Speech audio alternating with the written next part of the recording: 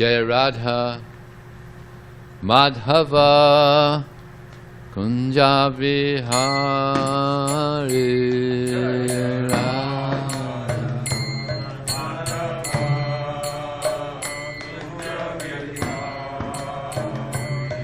Jaya Radha Madhava Kunja Vihari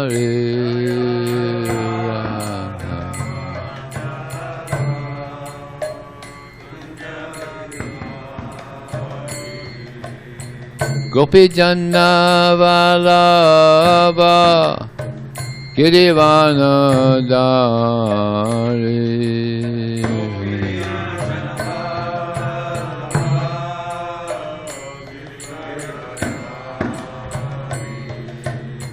Gopi Janna Vallabha Girivana Dari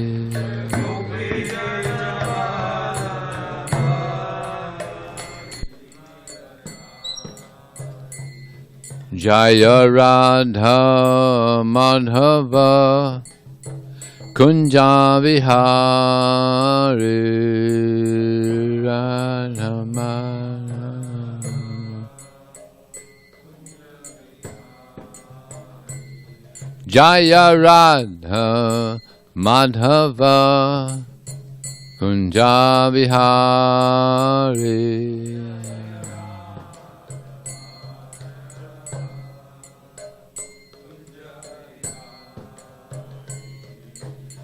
Gopi Janna Vallabha Girivana Dari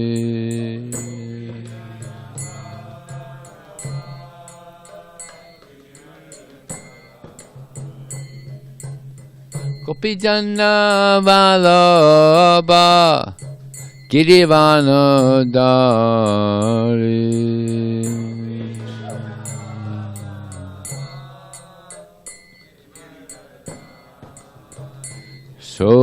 Sodanandana Vajajana Ranjana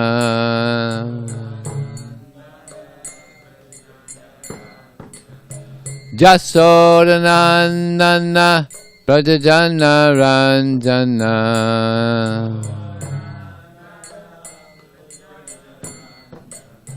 Jamuna Tira Vanachari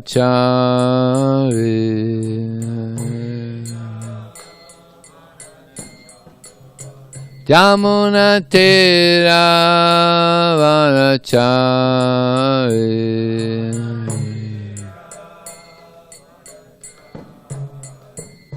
Jaya Radha Madhava Kunja Vihari Radha Madhava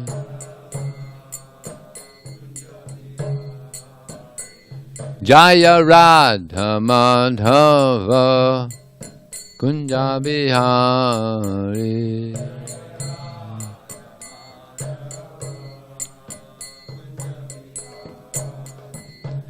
Gopi Janna Vallabha Girivana Dari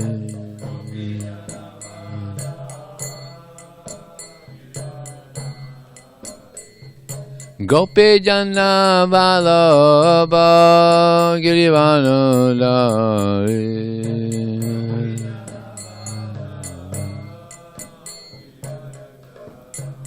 Yasodanandana Vrajana Ranjana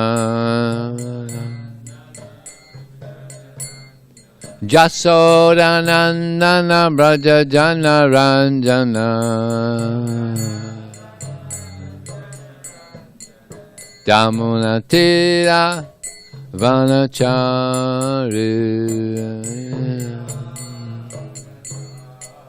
Jamuna Tira Vanachari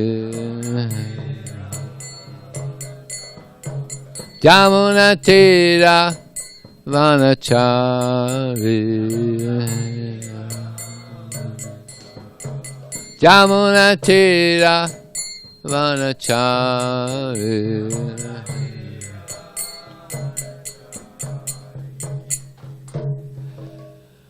Javaснапad Paramahansa Pravijakacharya Asatursa Shishimad, His Divine Grace to the A.C. Bhakti Swami Srila Prabhupada Ki Anantakota Vaishnava Ki Jai, Namacharya Srila Haridas Thakur Ki Jai, ISKCON Founder Acharya Srila Prabhupada Ki Jai, Prem Sikaho Shri Krishna Chaitanya Prabhu Nityananda Shri Advaita Gadadhar Srivasati Gaur Bhaktivinoda Ki Jai, Shri Radha Krishna Gopinath Samakun Radha Kun Govardhan Ki Jai, Shri Vrindavan Ki Jai, Shri Maya Parnavidam Ki Jai, Gangamai Ki Jai, Jamunamai Ki Jai, Tulsi Devi Ki Jai, Bhakti Devi Ki Jai, Samaveda Bhaktivinoda Ki Jai, Transcendental Book Distribution Ki Jai, Harinam Sankirtan Ki Jai, Gaup Hemalandi. All glories to the Summer devotees. All glories to Summer devotees. All glories to Summer devotees. All glories, Shri Shri Guru and Shri Gauranga.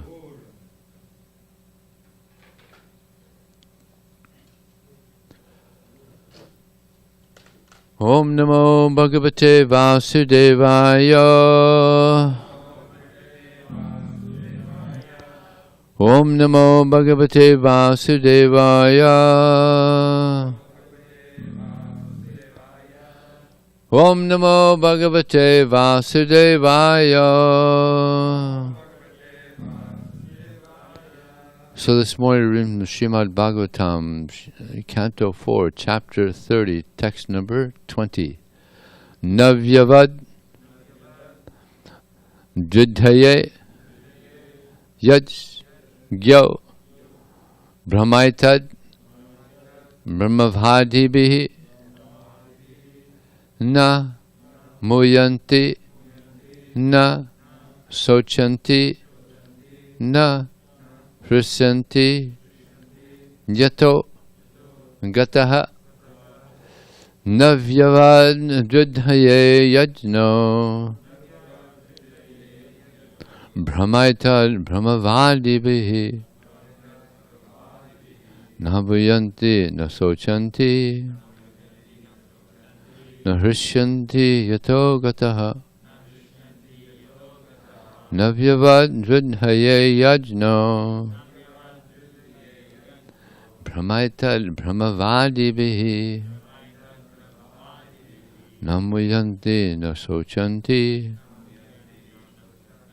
Nahrisyanti Yato Gataha Navyavad Dvidhaye Yagyo Brahmaitad Brahmavadibhihi Namuyanti Nasochanti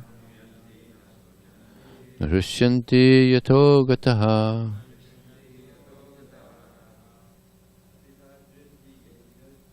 Navyavad Dvidhaye Yagyo Brahmaitad Brahmavadibhihi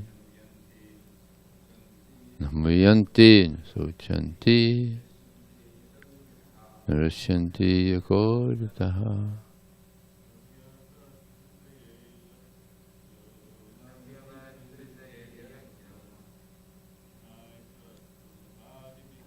Brahmaitad Brahmavadibhihi Namuyanti Nasochanti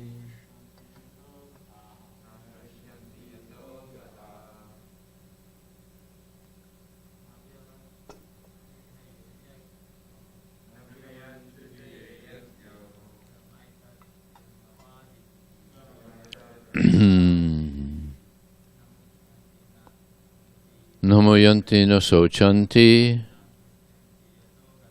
Nahrisyanti Gato Yataha Navyavat, ever increasingly fresh. Hridaye, in the heart. Yat, as. Gya, the supreme knower. Paramatma. Brahma, Brahman. Etat, this. Brahmavadibhihi, by the advocates of the absolute truth. Na, never. Muyanti, are bewildered. Na, never. Sochanti, lament. Na, never. Hrisyanti, are jubilant. Yata, when, and gataha, have attained. Translation and purport by His Divine Grace, Srila Prabhupada Ki. Always engaging in the activities of devotional service, devotees feel ever increasingly fresh and new in all their activities. The all-knower, the super soul within the heart of the devotee, makes everything increasingly fresh. This is known as the Brahman position by the advocates of the Absolute Truth. In such a liberated stage, Brahmabhuta, one is never bewildered, nor does one lament or become unnecessarily jubilant. This is due to the Brahmabhuta situation. Purport. A devotee is inspired by the super soul within the heart to advance in devotional service in a variety of ways. The devotee does not feel hackneyed or stereotyped, nor does he feel that he is in a stagnant position. In the material world, if one engages in chanting a material name, he will feel tired after chanting a few times. However, one can chant the Hare Krishna Mahamantra all day and night and never feel tired. As chanting is increased, it will come out new and fresh. Srila Rupa Goswami said that if he could somehow get millions of ears and tongues, then he could relish the spiritual bliss by chanting the Hare Krishna Mahamantra. There is really nothing uninspiring for a highly advanced devotee. In Bhagavad Gita, the Lord says that He is situated in everyone's heart and that He helps the living entity forget and remember. By the grace of the Lord, the devotee gets inspiration. Tesam sadyuktanam bhajatam pritipurvakam dadami buddhi yogam tam yenamo piyantite. To those who are constantly devoted and worship me with love, I give the understanding by which they can come to me. Bhagavad Gita 10:10.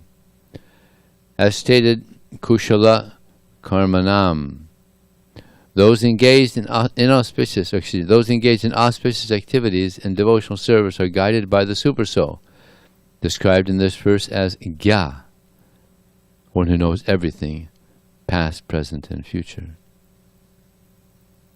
The Super Soul gives instructions to the sincere, unalloyed devotee on how he can progress more and more in approaching the Supreme Personality of Godhead.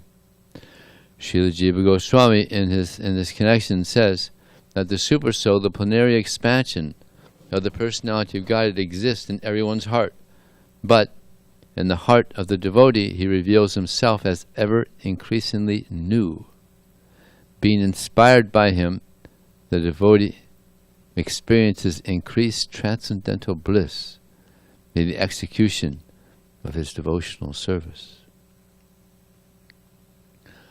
Om Jnanatimarandasya Gyananjana Shalakaya Chakshur Militam Jena Tasmai Sri Gurave Namaha Mukham Krotavachalam Pangulong Hayate Garim Yat Kripataraham Bande Shigarum Dinataranam Vanchakalpa Tubhyascha Kripa Sindhu Devacha Paditanam Pavanebhyo Vaishnavebhyo Namo Namaha. Jaya Shri Krishna Chaitanya Prabhu Nityananda Shri Advaita Gadadhar Sivasadi Gaur Bhaktavrinda.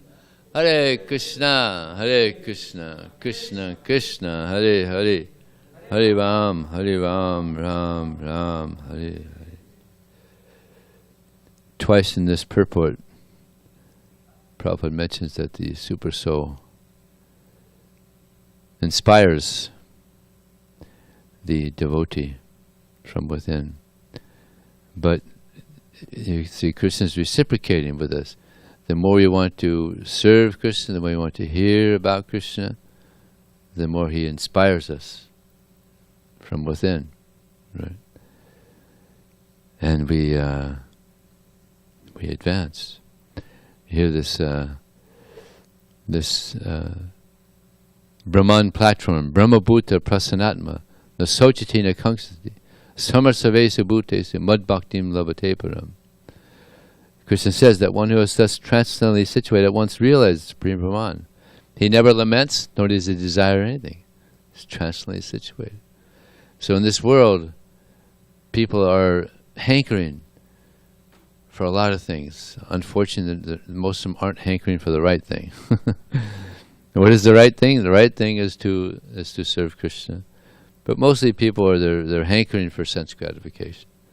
I was distributing books a couple of weeks ago, and I asked for a donation from a guy, and he said, "No, I'm saving up for a house." I said, "Oh, you're married?" "No, I just want to have a house." People want a house, they want a big car. Mostly the boys want a girl, the girls want a boy. So there's a lot of hankering going on in the material world. But they're all hankering for material things that don't give satisfaction to the soul. And therefore, yeah, there's a lot of frustration in the material world. So they're hankering, and then they're lamenting. You know, they're lamenting, "Oh, it didn't work out. Wanted this, didn't work out." They're lamenting. Hankering and lamenting. But devotees were also hankering. We're hankering for devotional service, for a pure mind, for a pure heart, varieties of ways to please Krishna.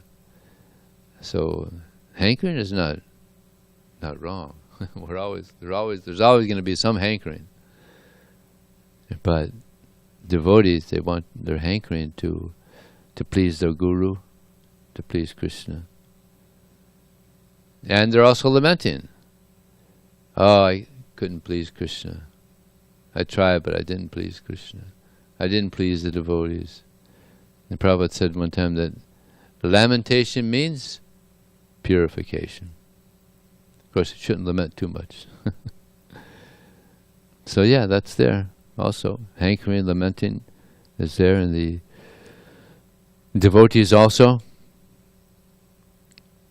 There's as far as this Brahman realization, when one reaches this Brahman realization, yeah, of course there's the Supreme Brahman, Para Brahman, and Krishna, he is the Supreme Brahman. So devotees hanker to serve Krishna. But as it's mentioned here, the absolute truth consists of three: the Brahman, Paramatma, and Krishna. But it's interesting that Sukadeva Goswami, he was a Brahmavadi. He was in the womb of his mother, and he was a Brahmavadi. He didn't want to come out of the womb, and he was there for a long time. He didn't want to come out until Krishna came and said, "No, it's okay. You can come out. Don't worry. Maya won't bother you. It's okay." And he came out. And what did he do? He immediately left. Took sannyas. Didn't even get a chance to get breastfed. Yeah? just left. Yeah. And his father is following him. He's trying, "Hey son, wait, it's not time yet. Wait." So he's running. He's away, and he goes by. There's a lake, and there's some ladies there bathing naked in the lake. And he's running by. He's naked too. And they didn't think nothing of it. They just he didn't think nothing of it too. But then when Vyasadeva came running by, they all put their clothes on, covered themselves, and he's like a little astonished. My son just walked by, young, he's a youth and naked. He didn't cover yourself. Well, because he didn't see any difference between girl and boy, and women could catch that. They caught it immediately. He's transcendental. But you're wearing white, you're a householder, you make distinctions. So we covered ourselves. So I was just listening to what's his name there in Chaupati, Radhasyam. He said he had ran away from his father. His father didn't find him, and at one point he just sat down and he's meditating on Brahman. And as he's meditating, he hears some verses. Some local village people, they're chanting some slokas. It's so beautiful. He was like, whoa, this is so nice. These slokas are so nice. Right? So he went to him and said, hey, where did you get these verses from? They're so beautiful. He said, oh, we got them from your father, Vyasadeva. I said, oh. So he went back to his father and heard Srimad Bhagavatam. So, yeah, this is what a devotee hankers for, is hearing about Krishna. See, he was a Brahmavadi, but after hearing about Krishna, no more attraction. He was just attracted to Krishna. And by hearing about Krishna, then we remember Krishna. Just like here in the purport, Prabhupada mentions that a devotee wants to remember Krishna. In Bhagavad Gita, the Lord says that He is situated in everyone's heart and that He helps the living forget and remember. So why would He help someone forget Krishna? Because some people, actually most people in this world, they come here to forget Krishna. Not only to forget Krishna, but to be Krishna.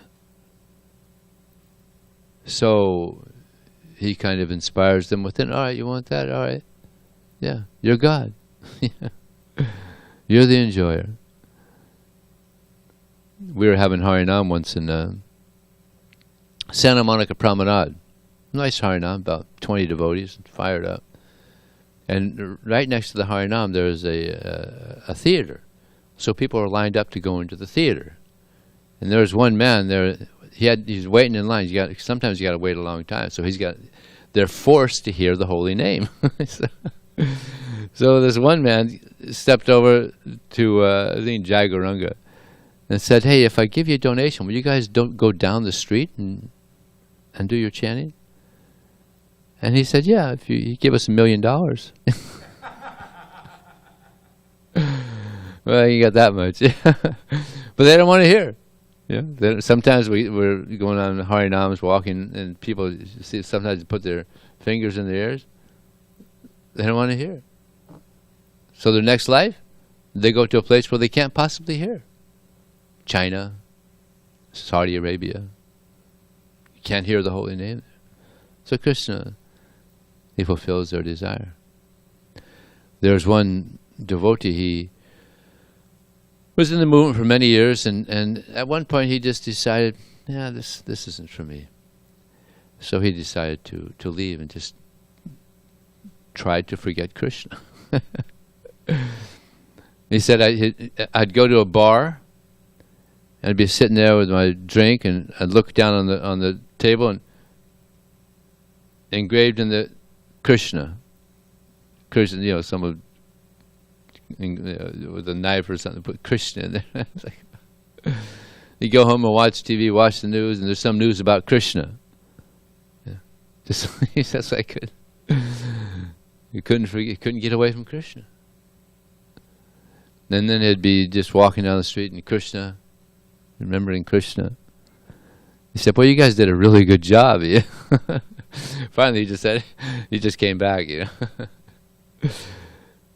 So, but better is to try to remember Krishna, to always remember Krishna.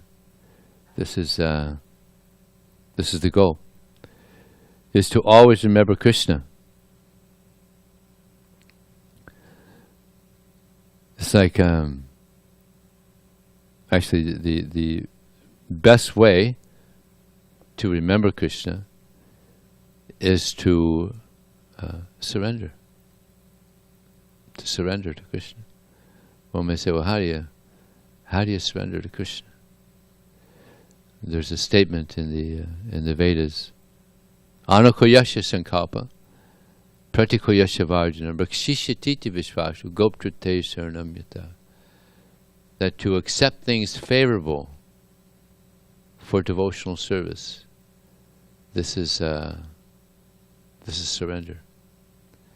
And most of the things in this world we reject. Very few things do we actually accept, because this is Maya's kingdom. So many things we have to reject, like millions, millions of things we have to reject. Just like there's so many things that we used to eat before coming to Krishna consciousness. I remember I was at a family gathering many years ago, and my brother offered me a fig Newton. I said, no, that's okay. He couldn't believe it. Like, come on. You love fig Newtons. But it's amazing how much I've changed. I'm like, no, it's not offered to Krishna. We don't accept it. Reject. Don't accept it. Even if we buy it, we won't offer it because it's not made by devotees. So we reject so many things. And we accept very little things, actually. We accept very few things in this world. Because most of the things in this world are made for people's sense gratification. So, that's a big part of being able to remember Krishna. We have to keep accepting things favorable and rejecting things that are unfavorable. And one may ask, well, how do we know? How do we know what's favorable, what's unfavorable? Therefore we have Shastra, and we have Guru, Prabhupada, the main Guru. Of course, there's many Gurus, but Prabhupada's the founder Acharya, and he lets us know what's favorable, what's unfavorable. It's very clear. If you just hear nicely, it's very clear what's favorable, what's unfavorable. And if you do just these two things, then you'll find you advance very quickly. Not only do we reject things of this world, gross things, but so many subtle things will enter into our mind, and we have to learn the art of rejecting that too. Got to get rid of that too. So much nonsense will come. We have to reject it and accept what is favorable. And what is the most favorable thing? Hare Krishna, Krishna Krishna, Hare Hare, Hare Ram, Ram Ram, Hare Hare. This is what is most favorable, because this is what will cleanse us of all these desires of wanting things that are unfavorable. It cleanses us so much that we only want things that are favorable to Krishna. And in this, purport Prabhupada mentions this, my favorite verse actually of the Bhagavad Gita. Tesam sariyuktanam bhajatam pritipurvakam didami pudi yogam tam yenamam upayanti te. To those who are constantly devoted to me and worship me with love, I give the intelligence by which they can come to me. Anybody here want intelligence? We all want intelligence. So this is how to get it. If you worship Krishna, we get intelligence. This is real intelligence. I mean, there's so many people in this world that have high IQs, scientists. But if you ask them, who are you? What's the goal of life? You're not going to get a proper answer. I'm Joe Schmo. I'm a scientist. But no. We're spirit souls, eternal servants of Krishna. In the Shastras it's stated that an intelligent person will cultivate utter humility with one's thoughts, one's actions, and one's words. And anything that gets in the way of that should be rejected. So humility is a big, big plus in our journey back to Krishna. Humility. It's the crown jewel of devotional service. So this is actually a sign of intelligence. It's like this Isaac Newton, very intelligent. He invented so many things. And someone asked him, what would you consider your greatest accomplishment in your life? He said, shockingly, he said, that I remained celibate throughout my life. He's a very religious person, actually. Who would have thought that he would say that? Probably nobody even knew that. I mean, that's pretty rare. Especially for someone so famous. So famous. He was a very strong theist, very strong believer in God, but he's a scientist. We had other scientists that didn't believe in God. So he came up with a plan. He invited some of his friends to his house, and he said, "Hey, I want to show you something." They went down to the basement, and there was this model of the universe, and they were amazed. It was so well done. And they said to Sir Isaac Newton, "Who did this? We're not aware of you being able to do this. Who did this? This is amazing. Who did this?" And Isaac Newton said, "Oh, it just appeared here one day. I came down, it was just here." "Oh, come on, that's ridiculous. Yeah. Come on, who did this?" "No, I just came down here and it was here one day." "Oh, come on." And then he said, "Well, that's what you're saying about this bigger universe, that it just appeared, some big bang and it just appeared." No. Just as you know, there's a person behind this small model of the universe. There's a person behind this big universe, and that's God. Yeah. Yeah. Here in the city, there's so many things that are created, and there's intelligence behind it. Yeah. So there must be some vast intelligence behind this vast creation of the universe. That was a good PowerPoint. I think he actually caught some of those guys and they became theists. Yeah. So, also in the Srimad Bhagavatam, it stated, "Samsara kupe patitang visayera musiteksam gristum kala hinat konyas tratim adhishvara." The intelligence of the living entity is stolen away by the activities of sense gratification. And in that condition, one falls down into the well of repeated birth and death. And who but the Supreme Lord Krishna can save one from such a horrible condition? This samsara, this repetition of birth and death, it's actually a horrible wheel that we've been caught into. Of course, now we have the human form of life. It's not so bad. We're in SanDiego, one of the better parts of America, of the world, actually. But there's other bodies, You can be in an ant body, just, walking down the street, you get stomped on.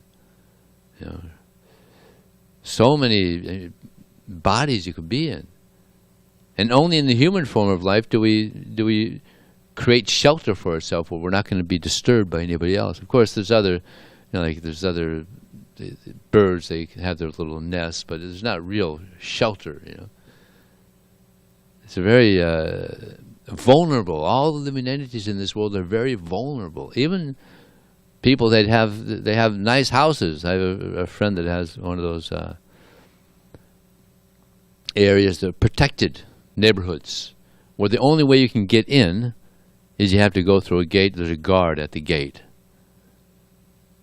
But still, people get robbed, beaten. A friend of mine, he lives in one of these protected neighborhoods, and one of his neighbors was, sleeping in the house, and someone broke in, beat her, took her belongings, and then they had a neighborhood gathering about what to do. It wasn't the first time; it's still happening in protected neighborhoods. So the person who was organizing the how to have more protection, he said, "Y'all have to get dogs." So I think everybody got dogs in their house, to protect them. So the material world, it's not a nice place. So an intelligent person will try to figure out, how to get out of here. How to get out of here. There is a way, and the human form of life, this is the loophole. This is the loophole on how to get out. This is the opportunity. So we shouldn't waste this opportunity. Don't think there's anything here in this world that will bring satisfaction to the soul. Nothing. Nothing will bring full satisfaction to the soul. Because everything in this world, it's material. It's not going to satisfy the eternal soul. But Krishna is so great. He can satisfy unlimited living entities. Just like I was saying earlier, how the boy is hankering for a girl and girl's hankering for a boy. But there's no boy that's going to fully satisfy any girl. And there's no girl that's going to fully satisfy any boy. Why? Because we're all conditioned souls. We've got our hang-ups. We've got our flaws. So eventually, it gets old.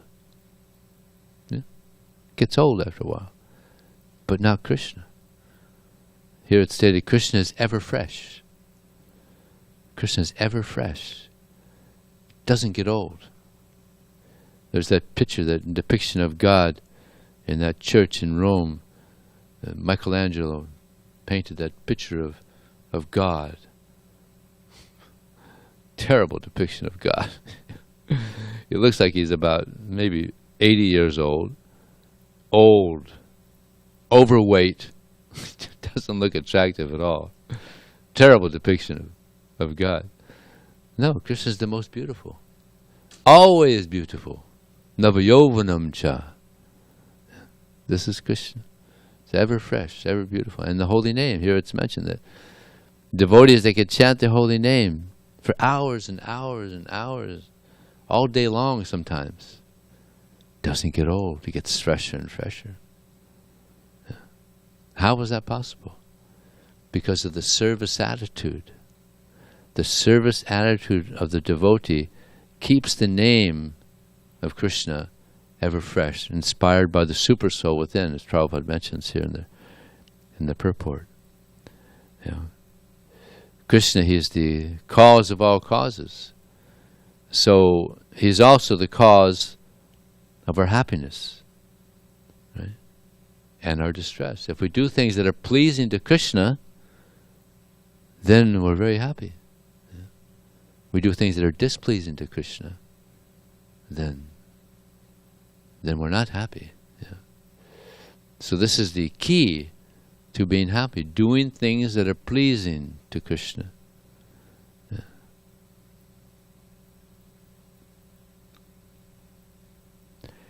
In the 11th chapter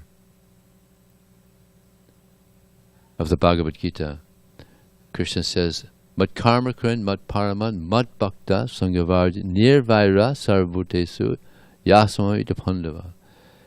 He says that if one works for me, it's interesting, in the purport of this, Prabhupada mentions, he gives the example of work as being sowing a tulsi plant. Gardening Tulsi. That's considered work, eh? Of course, we don't have any Tulsi here, though, right? We have in the pots, but yeah. What to speak if we're distributing books, or doing deity worship, or cooking for the Lord, actually physical exertion. Yeah. So to work for Krishna, mat parma mat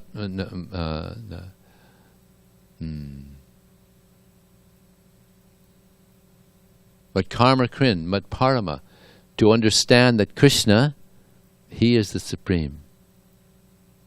Like I distribute books, and people, it's very common, they say, no, I'm good. They say to me, I'm good. I say, well, you can be better. Right? You can be better. And sometimes they come back to, you're right, I could be better. What do you got? But sometimes they're like, they're really proud. No. I can't be, I'm great. I can't be any better, I'm great.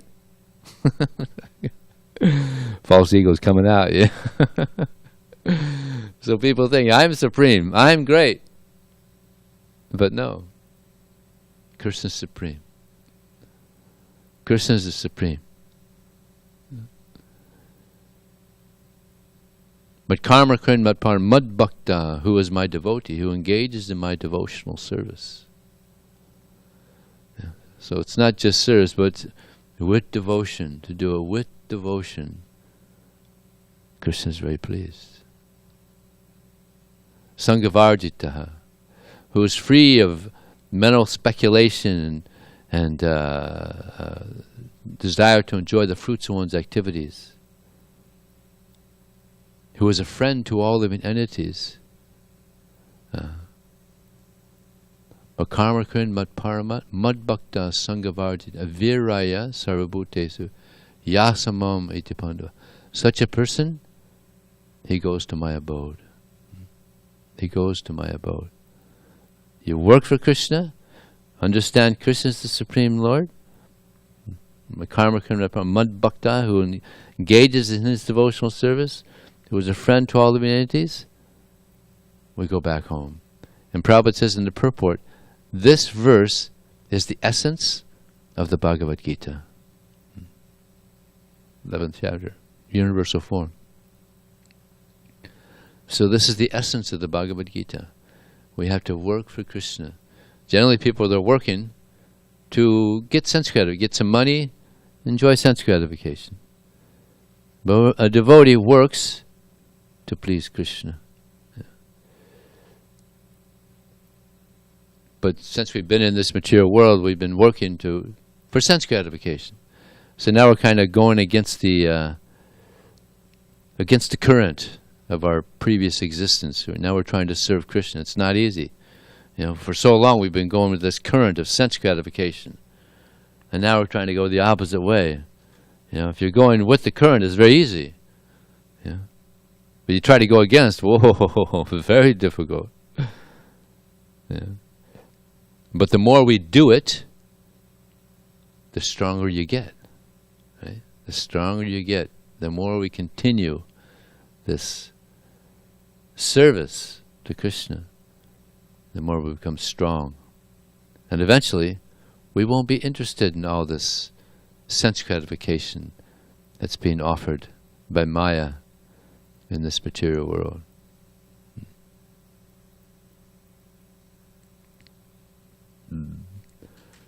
So maybe I'll stop there. Any question or comment?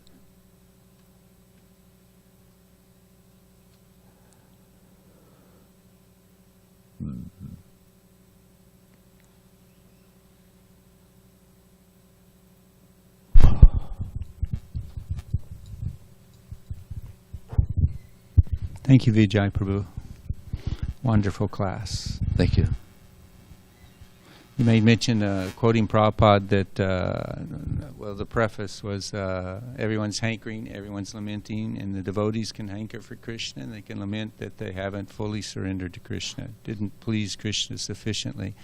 And you quoted Prabhupada as saying lamentation means purification, and then you said, but we shouldn't lament too much. So sparked the thought within me, well, what's the difference between material lamentation and spiritual lamentation? In spiritual lamentation, the desire to serve Krishna increases. Whereas in material lamentation, you give up, you become depressed, you think it's all hopeless, and you just listen to the mind and get kicked. So I don't think we have to worry too much about lamenting too much, because the waves of the emotions, as you said, inspired by the Lord to keep devotional service ever fresh and exciting, they're always changing. So those were a couple of thoughts that I had in your sharing with the... Thank you. Yeah, Prabhupada says that the Sudras, they lament. They lose something, they lament. They lose something material, they lament. But a devotee loses something material, that's fantastic, this is great. But they'll lament that I didn't please Krishna. I could have pleased Krishna in this circumstance, but I didn't. Yeah. So yeah, well, thank you very much for that addition. Anything else? Oh, Balaram Prabhu.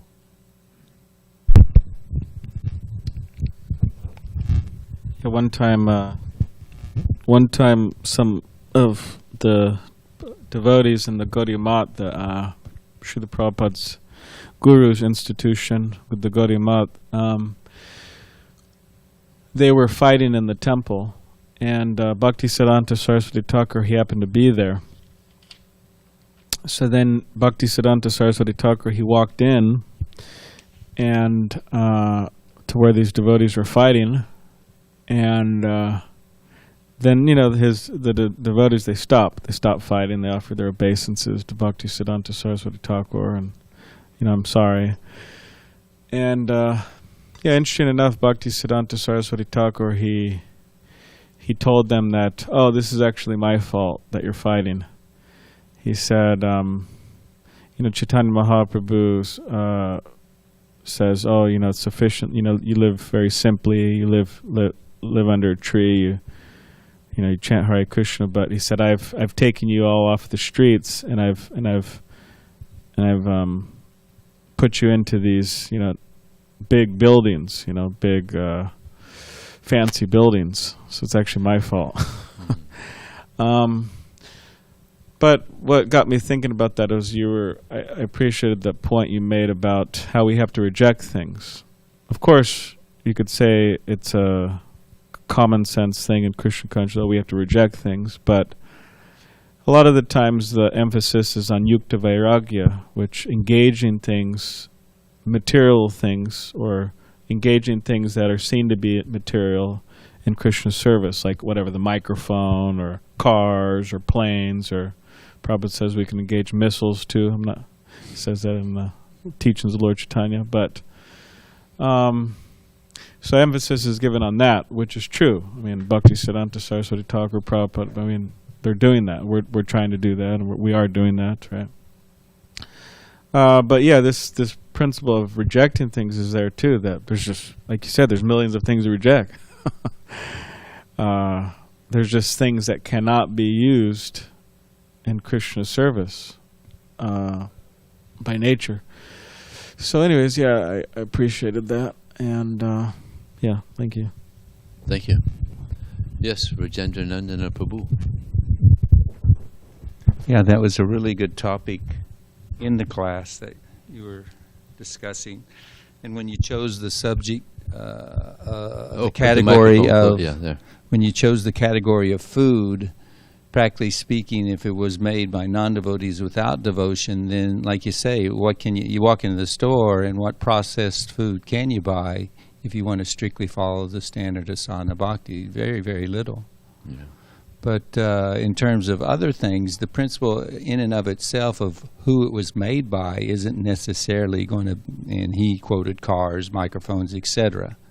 The real important point was, if one takes shelter of a spiritual master, he can teach you the science of what is favorable and what isn't favorable, because it's a science and it's not whimsical or sentimental. And I mean, you have examples even of like, Bhakti Siddhanta Thakur having a goat cooked outside of the ashram when the Viceroy of England was coming to his thing, and the devotees were totally bewildered. How can you offer meat? That's in what way, shape, or form can you justify that in Krishna's service? And he told them, well, I wanted them to be favorable, I wanted them to be comfortable, so I offered that which they were accustomed to. Smarta Brahmins, not our men. We engaged them, and this is true.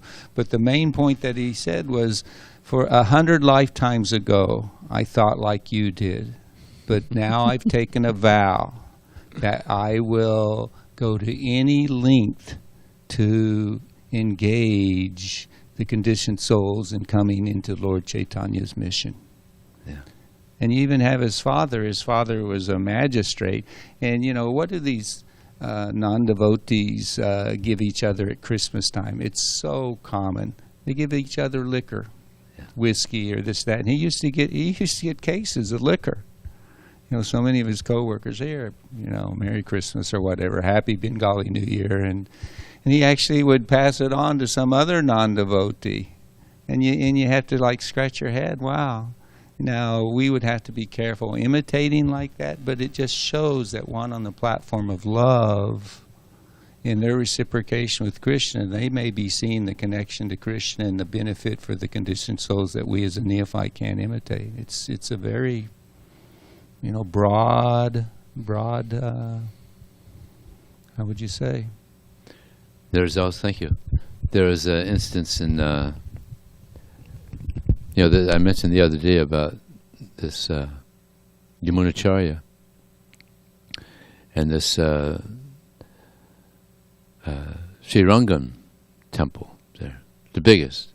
But about 300 years before Ramanujacharya and Yamunacharya were there, it was just the Lord was just in this dilapidated, just terrible building where there was bats and there was no worship practically at all. It was just terrible, horrible. One person would go in there, once a day and offer some water or something, and then you get out because of all the animals in there and the bats, and and this is the Lord, So one devotee, he was just appalled. He was just so disturbed. So he thought, I'm gonna build a temple. So he was a very pure devotee. I forgot his name, but he was going around to the rich people asking for donations. No one would give anything, nothing. It was just Kali Yuga, already, full on. No one would give anything. So he was a very pure Vaishnava. So he got some disciples, and some of them had certain abilities. Like one had an ability to open any lock, and another one he had this he had a mystical ability to walk on water, and others had different abilities. One could defeat anybody in debate, and so he got a whole team of robbers. 1,000 of them. So they were going around. They were plundering the rich, and finally it got so intense that the rich were actually, we'll just give you a donation instead of you stealing it from you. So it took like 60 years because there's 7 walls surrounding this temple. So I mean, generally we don't look as thievery as a good way to engage in devotional service, but this is another example. And even the rich people appreciated that he built this beautiful temple for the Lord. Unfortunately, they couldn't give it willingly, so it was given unwillingly. But yeah, that's a pretty amazing example there. The ending is also important, because when the goal of service was accomplished, then he arranged for the demise of all those people who wanted to continue plundering, Right. but they wanted to do it for their own sense gratification. Yeah, what happened was after after some years they said, "Hey, well, where's our cut?" And they even wanted to kill this leader, the guru, the devotee. So the one that knew how to walk on water, he told them, "Oh, listen, I know where there's a big treasure. I know where." So we're going to get on this boat. It's been bringing all this supplies for the temple, and we're going to go to this area. I'll show you where there's the big, huge amount of the treasure is there. I said, all right. So they all got on the boat, and then they got out in the middle. And I forgot exactly what happened, but anyway, the boat sank. And he could walk on water, so he just walked back to his guru, and they all died. So the guru said, actually, they did service for Krishna. So now they get a better situation. Krishna sees that they did some service for him, so don't feel bad that they left their body. Interesting. Okay. Thank you very much. Srila Prabhupada ki jai.